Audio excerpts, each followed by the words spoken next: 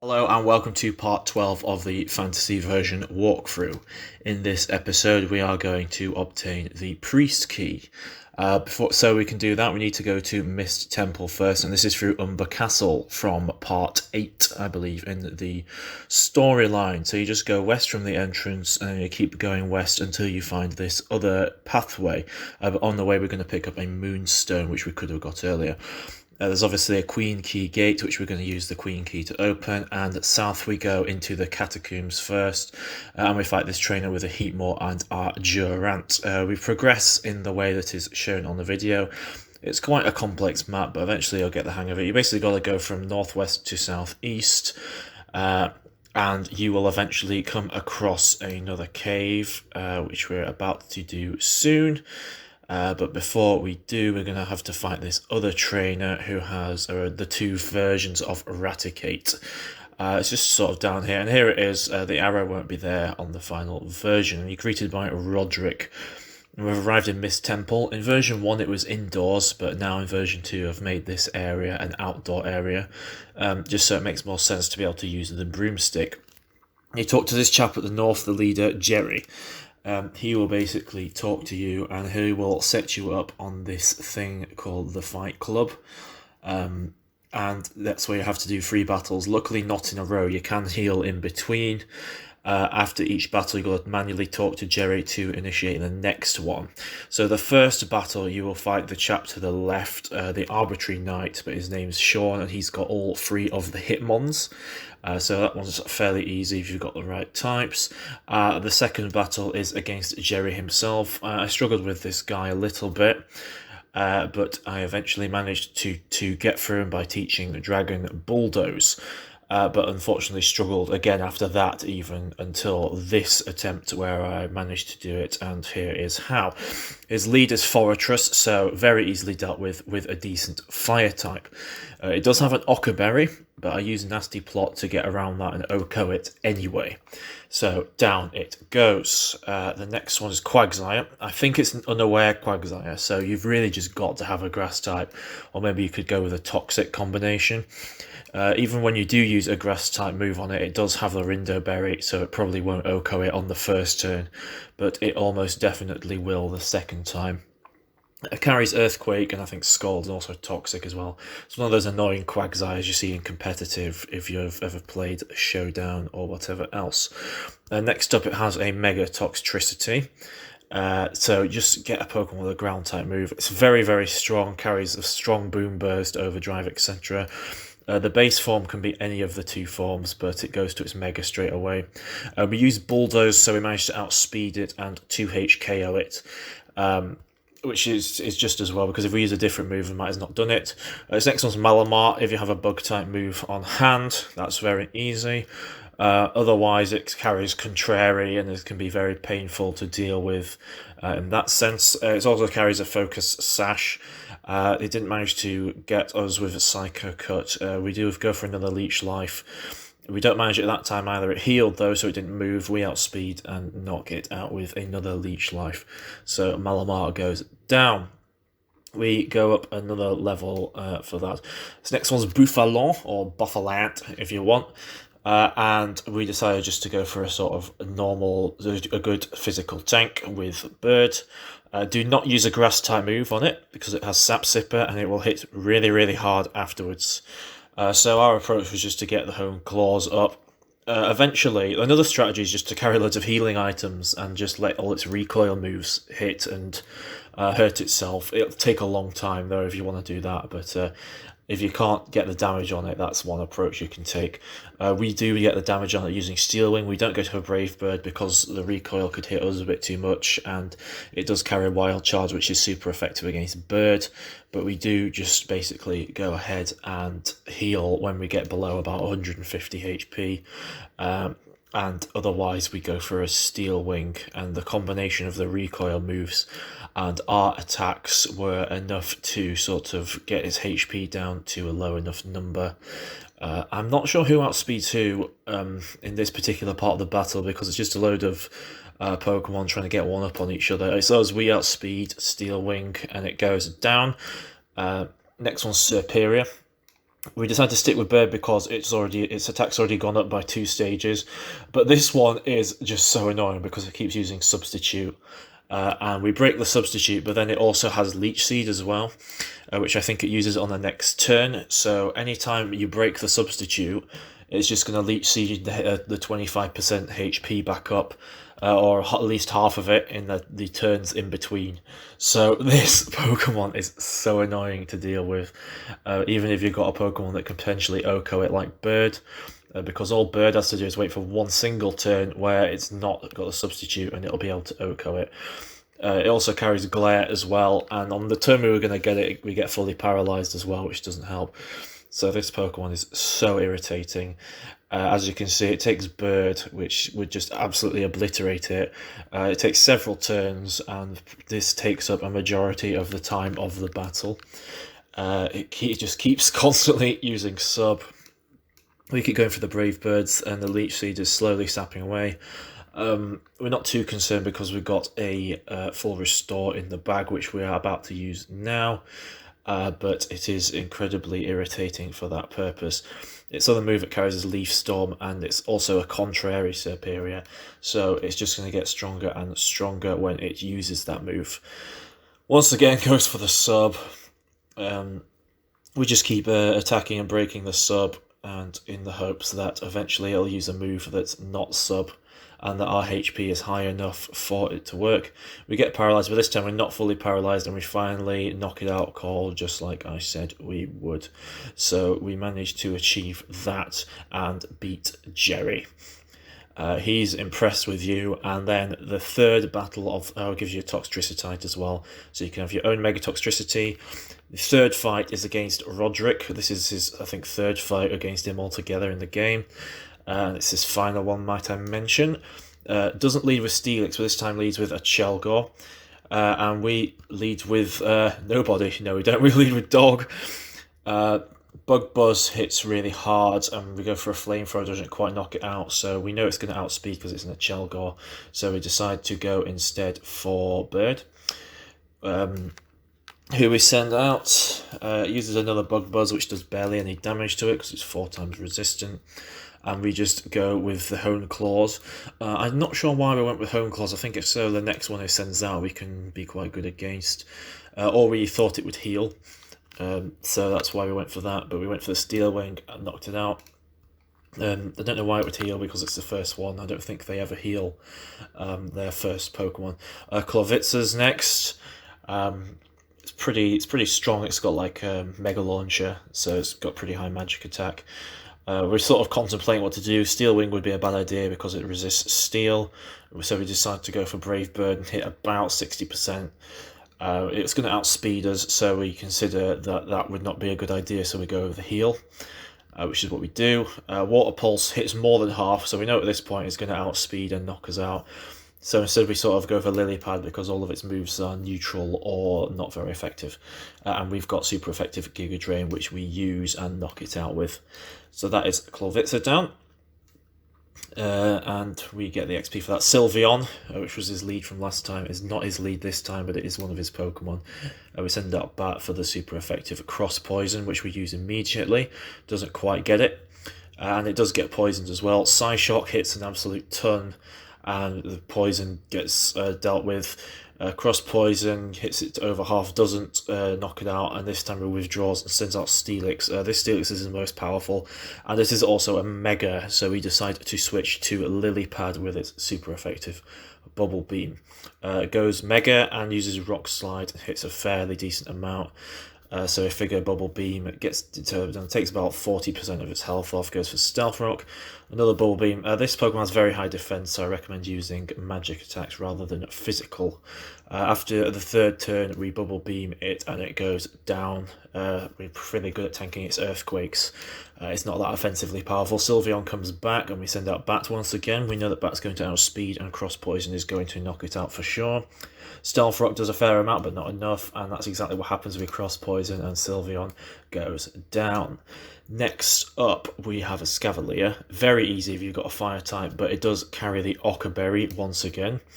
I think that's a mistake we make. We think, well, there's no point of healing dog, let's just go straight for the flamethrower. It goes over half, but Mega Horn knocks out dog. I mean, Mega Horn could have missed, but that was a risk that was, quite difficult to take. We figure out that Bird's probably the best one for the job, and we go for a neutral Brave Bird, which is enough to knock it out on that occasion as well. So we're getting quite a few level ups because not many of our team members are going down. Camerup's next. This one carries weakness policy. I think we were going to send out Lily Pad, but it was low on health. So instead we go for Dragon because it resists its fire moves quite well. And we go for a straight Outrage because it's neutral, it's still hard hitting. Earth Power does quite a lot, but Dragon ultimately outspeeds and knocks out Camerupt. So that was Roderick dealt with, and that was the third Fight Club battle. He gives you a Steelixite, useful if you want your own Mega Steelix.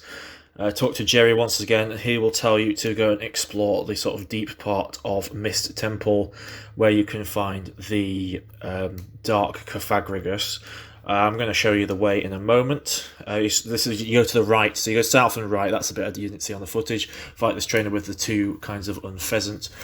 Go south, as you can see. There's the Pyromancer. There's another one in the entrance as well. This trainer has two Golducks, which caused a bit of chaos.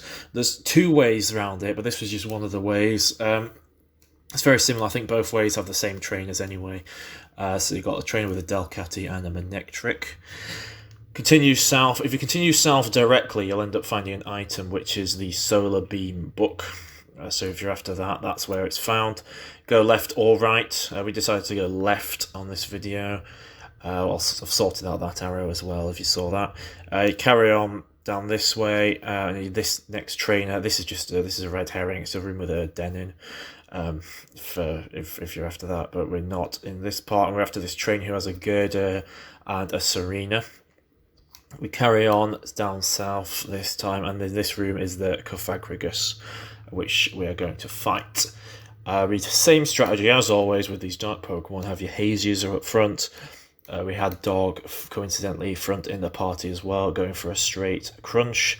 No, we go for Nasty Plot, which was probably a good call. I don't think Dog uses a single dark type move. Instead, it just goes for its Flamethrower instead. Kffagrigus uses Energy Ball for some bizarre reason. We go for the Flamethrowers because it's been enhanced by Nasty Plot. Bat goes for the Air Slash in order to try and get the flinch chance, which we managed to do on this turn. His first ally is a Bisharp, Bisharp, whatever you want to call it. And the sort of strategy remains the same. We go for the Air Slash to try and get the flinch, and then Flamethrower to go for the Jugular. It was well worth it, and we knock out the first ally pretty quickly. Kffagrigus carries a Nasty Plot, but we are not in the least bit concerned because we have Haze, which can just basically completely sort that out. I think we use Air Slash first, though. We deal with Wigglytuff with the Flamethrower and also Leech Life because I don't know why we use Leech Life actually. Air Slash would have worked fine as well. So that's two Nasty Plots it's used now, so I think we do go for the Haze this time. We didn't last time, but that's what we did, and so it's down to doing hardly anything apart from that Body Press, but that's just because Kffagrigus has very high defense and Dog is weak to fighting. So Bird comes up next, and his last ally is Exploud. I think we just go for a Steel Wing Air Slash to try and get the flinch. Brave Bird Air Slash hits a fair decent chunk of damage, and we get the flinch. Nasty Plot once again, and we go for Brave Bird and the Haze combination in order to eliminate the Nasty Plot. Exploud goes down unfortunately without the opportunity to attack, so I think it's pretty strong if it does manage to attack. It carries Boom Burst, which Kffagrigus resists, is immune to because it's Ghost, and it'll hit both your Pokemon unless they can resist it too. But what we do is we finish off Kffagrigus just with the sort of normal moves. Bird acquires Mummy, but it doesn't matter because Kffagrigus goes down, and that's that Dark Kffagrigus dealt with. So he will leave, and Roderick will come and speak to you. You just got to find your way back or have an escape rope handy, and you go talk to Jerry again, and this time he'll be visited by the head priest, who is less than chuffed with him for breaking the curse. Chuffed with you for breaking the curse with the Kffagrigus. And he will tell you to go to the Holy Cavern to the east and battle him. which Jerry asks you to do. So here's the direction. This was the direction you're supposed to go in before. There's a Pyromancer just to the south. There he is. It's a good job this bit of footage is here. I could have done with it earlier, to be honest.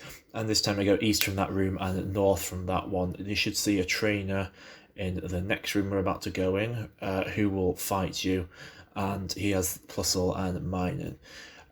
Go east, and then you're in Holy Cavern. Follow the path as laid out. It's a relatively large map, but it's quite a simple path. This trainer has Beedrill and Butterfree. To the east is the head priest. I think there's three compulsory trainers. This one has 2 Parasects, 3 compulsory trainers that you have to fight. The third one is coming up, and he has the 2 variations of Slowbro in a double. Head priest, here he is. He will talk to you before ultimately fighting you. Make sure you're obviously ready for battle. And his first one's Xatu, so we had Dog up front because it's Dark type versus Psychic. Goes for the Air Slash, doesn't manage to flinch, but we do drop his defense. It gets scared and sends out Swampert instead. This one's pretty similar to the Quagsire from earlier. Obviously, Water Ground carries a Rindo Berry. Doesn't have Unaware, but it's well worth getting the Grass type out because that's its only weakness. So that's what we do with Lilypad, and we hit quite hard on it, but not enough because of the Rindo Berry. Earthquake hits hardly anything on it. And we go again for the Giga Drain, which knocks it out. So that's Swampert done. Its next one, I quite like it, was 9999 XP on there, if you saw that. Goes back to Xatu, and we go back to Dog. I think it'll go for another Air Slash, but this time completely misses, and we crunch and knock it out. So that's 2 down. Neuven's next. If you have an Ice type move, make sure you use it at this stage. We made the mistake of sending out Dragon, assuming it was faster, but Neuven is amazingly fast. It goes for a Draco Meteor and knocks Dragon out cold. It's got a white herb, so that Draco Meteor does restore its magic attack. We go for our next best choice, Hattie and Dazzling Gleam. All of its moves are magic moves, so if it uses Draco Meteor more than once, it actually will get the magic attack drop. It says switches for Driftblim.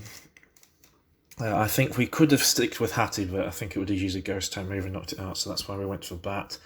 It does use Hex, which does hardly anything to Bat. We go for Air Slash, flinches, doesn't heal, second Air Slash knocks it out. So that's Driftblim dealt with. Tyranitar is his next one. If you've got a fighting type move, obviously use it here. It's 4 times weak to fighting, but it may also carry Choppleberry. It's not a Sandstorm one, it's an Unnerve. We use Giga Drain, which does hardly anything because it's pretty bulky. Fire Punch burns Lilypad, doesn't really matter because we're a magic attacker. Goes for another Giga Drain. I presume we're going for Giga Drain rather than Bumblebee in order to heal it. Goes for Fire Punch. We go for yet another Giga Drain. Doesn't quite cut the mustard, but we get healed quite well. Stone Edge knocks it out. So our next choice would be Bird, because Bird carries some Steel type moves. It's also weak to Steel and resists its moves pretty well, apart from, I think, Fire Punch, which it uses. So we go for another Steel Wing, just keep chipping its HP down that way. I don't think chipping would be the right word, but it sort of takes down its HP at a reasonable level, and that's what we do eventually, get enough Steel Wings in to Tyranitar faints. Neuven's back. I think we go for Bat because either it's fast or it's not really weak to any of its moves. And we go for the Air Slash, which hits not a lot, but a fair amount. Misses the Draco Meteor. We get a critical Air Slash. Dragon Pulse doesn't hit that much. Air Slash.